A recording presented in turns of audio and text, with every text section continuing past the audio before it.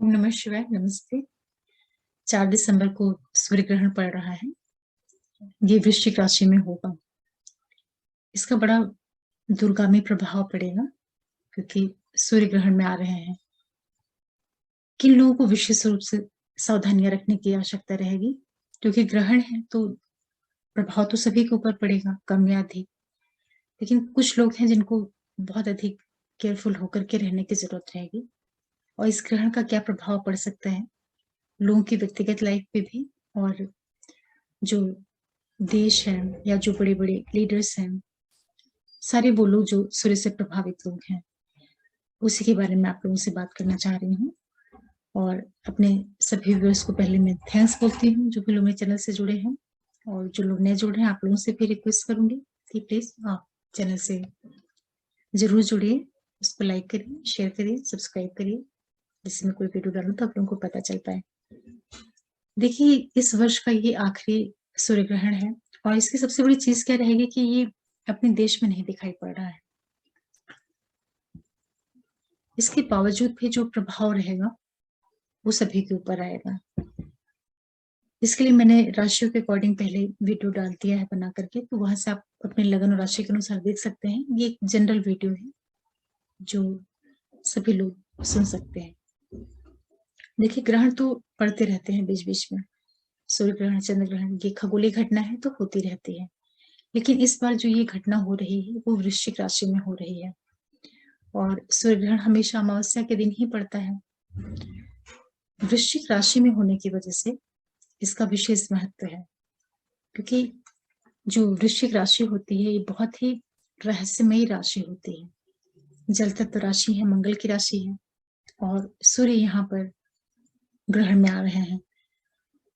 तो जब ये ग्रहण की स्थितियां बन रही हैं तो इसका जो सबसे ज्यादा प्रभाव पड़ेगा, देखिए, सूर्य के ग्रहण में होने की वजह से जितने भी गवर्नमेंट सेक्टर से जुड़े हुए लोग हैं या प्राइवेट सेक्टर में भी जो बहुत बड़े पदों पे हैं, जो लोगों को लीड करते हैं, चाहे वो लीडर्स हों या जो भी बड़े बड़े पदों के ऊपर बैठे हुए लोग हैं, उन लोगों के ऊपर इसका प्रभाव विशेष रूप से पड़ेगा। इसके अलावा वृश्चिक राशि में पड़ रहा है तो जितने भी व्यक्ति वृश्चिक राशि और वृश्चिक लगन के होंगे उनके ऊपर भी इसका प्रभाव बहुत ज्यादा पड़ेगा। और ये जो ग्रहण की स्थिति बन रही है ये बुध के नक्षत्र में बन रही है, ज्येष्ठ नक्षत्र में बन रही है। तो ग्रहण की जब शुरुआत होगी उस टाइम पे सूर्य और चंद्रमा और बुध का जो डिग्री वाइज कनेक्शन बन रहा है वो बहुत ही क्लोज है। सूर्य उस टाइम पे 18 डिग्री के करीब रहेंगे और बुध 20 डिग्री के।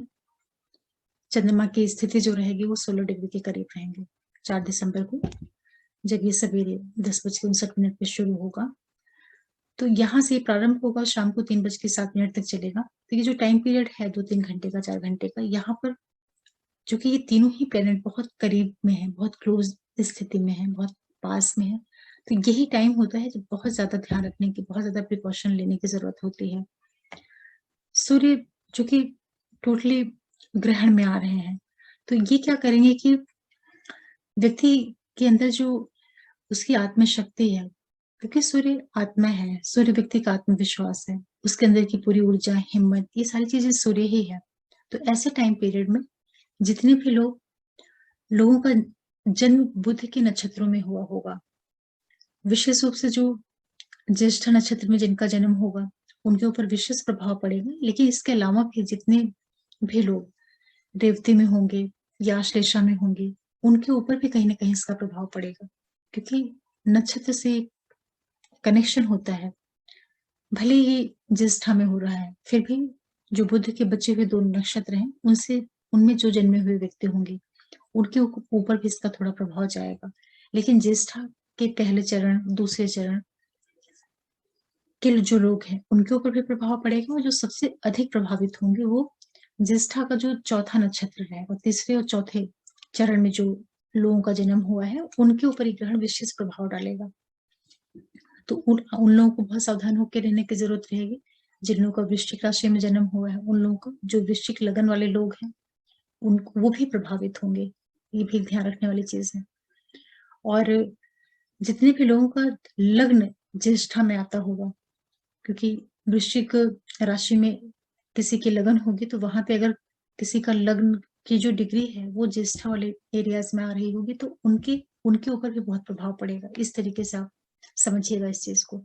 अब सूर्य चूंकि ग्रहण में आएंगे तो सबसे अधिक ये व्यक्ति की निर्णय शक्ति को प्रभावित करेंगे।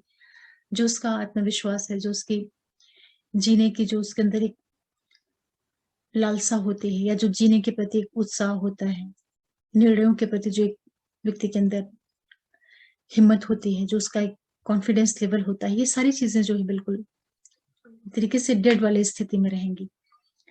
तो हर एक व्यक्ति को जो है अपने आत्मविश्वास को बना करके रखना चाहिए, हिम्मत रखनी चाहिए, अपने सूर्य को शक्ति देने का प्रयास करना चाहिए।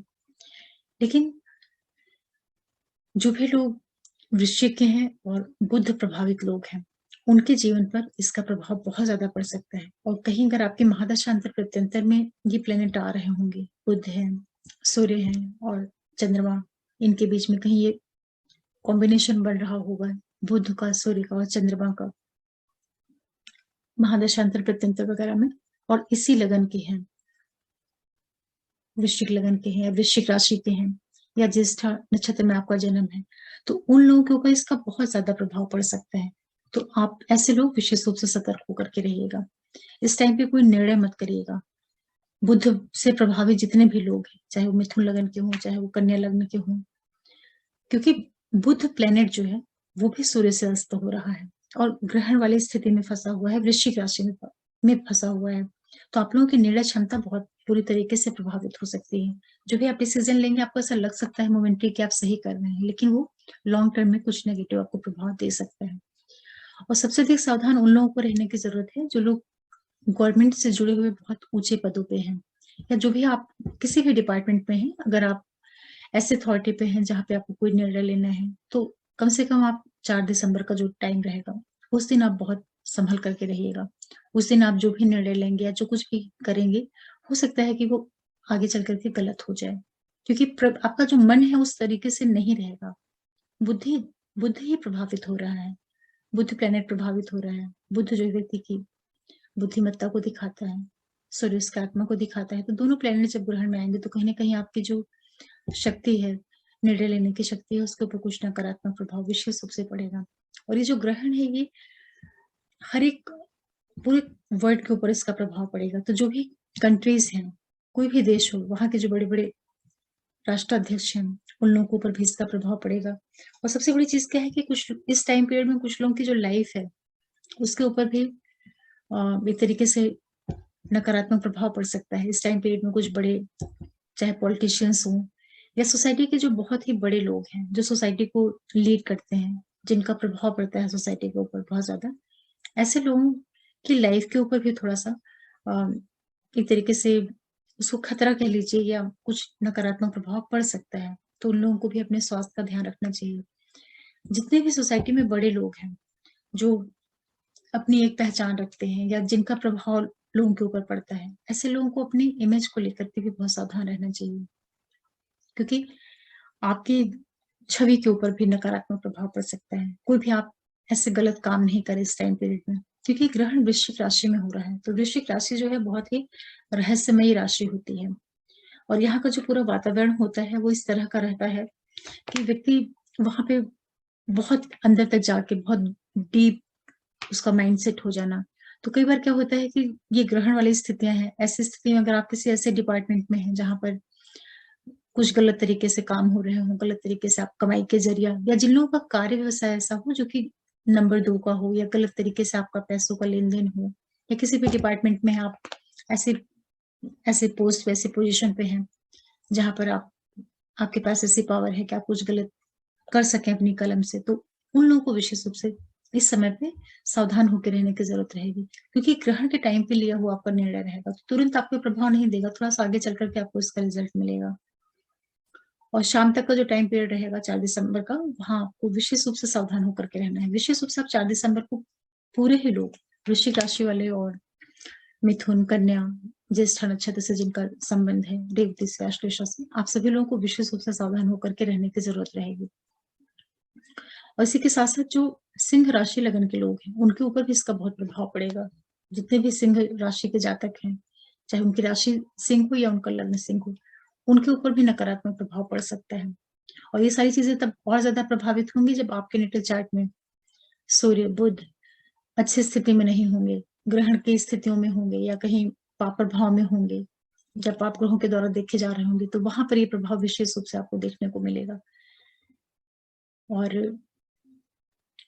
इसके उपाय के तौर पे अगर मैं आप लोगों को बताऊं तो एक तो ये चीज और भी रहेगी कि जो भी लोग कम्युनिकेशन से जुड़े हुए हैं, चाहे वो मास मीडिया के फील्ड से जुड़े हुए लोग हों, पब्लिशिंग के सेक्टर से जुड़े हुए हों या बैंकिंग सेक्टर से जुड़े हुए हों, कोई भी ऐसा काम जो कि बुध से प्रभावित होता है, जो फाइनेंशियल चीजें होती हैं, जो सीए जैसे लोगों के काम होते हैं, इस टाइम पीरियड में आप सभी लोगों को बहुत बहुत ध्यानपूर्वक, बहुत ही समझदारी से काम करना चाहिए। आप लोगों से इस टाइम पीरियड में गलतियां होने के योग बन सकते हैं, तो अपने कार्यों को लेकर के बहुत ज्यादा सजग होकर के रहिएगा।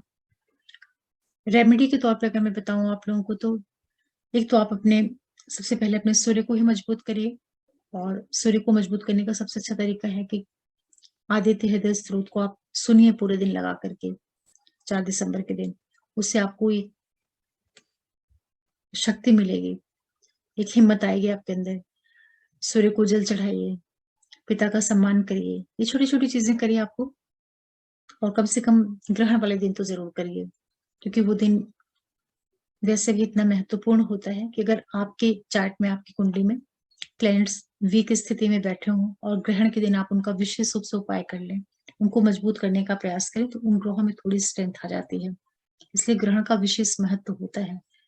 तो जितने भी लोगों का जन्म मूल में हुआ है, गंडान जोन में हुआ है, मूल का मतलब है कि जो भी बुद्ध प्रभावित लोग हैं, आश्लेषा वाले, ज्येष्ठा वाले, रेवती वाले, तो आप इस दिन का अपने लिए उपयोग कर सकते हैं। अपने मंत्रों के जाप के द्वारा अपने बुद्ध को मजबूत कर सकते हैं, क्योंकि मूल का जन्म है तो ये व्यक्ति के जीवन में बहुत उतार चढ़ाव देता है, बहुत संघर्ष भी देता है। हालांकि आदमी इनके इन संघर्षों के बाद सफल भी होता है, लेकिन उनकी लाइफ में कहीं ना कहीं संघर्ष की जो मात्रा होती है वो अधिक रहती है। तो मैं समझ रही हूँ कि आप लोग समझ पा रहे होंगे। मेरा ये वीडियो बनाने का सिर्फ यही पर्पस था कि विशेष रूप से वो लोग जान पाए जो इससे अधिक प्रभावित होने जा रहे हैं। हर एक लगन और राशि के ऊपर तो भाव के अनुसार, हाउस के अनुसार, जिस हाउस में बढ़ रहा है वहां पे प्रभाव पड़ेगा ही। लेकिन वृश्चिक वाले और बुध वाले जितने लोग हैं, मकरी से जुड़े हुए जो लोग हैं, कन्या राशि के लोग, मिथुन राशि के लोग, और जो ज्येष्ठा नक्षत्र में जिनका जन्म हुआ है, आश्लेषा में हुआ है, रेवती में हुआ है, इन लोगों को बहुत ज्यादा सावधानी रखने की जरूरत रहेगी। इस दिन का आप लोग बहुत ही लाभ लीजिए अपने प्लैनेट्स को मजबूत करने के लिए। जिनका सूर्य कमजोर है, अपने सूर्य को मजबूत करें सूर्य के मंत्रों के जाप के द्वारा। और जिनका बुध प्लैनेट बहुत कमजोर स्थिति में हो, बुध बहुत अस्त हो या बहुत कुंडली में नेगेटिवली कहीं बैठा हुआ हो, तो वो लोग भी आज के दिन अपने मरकरी को मजबूत कर सकते हैं।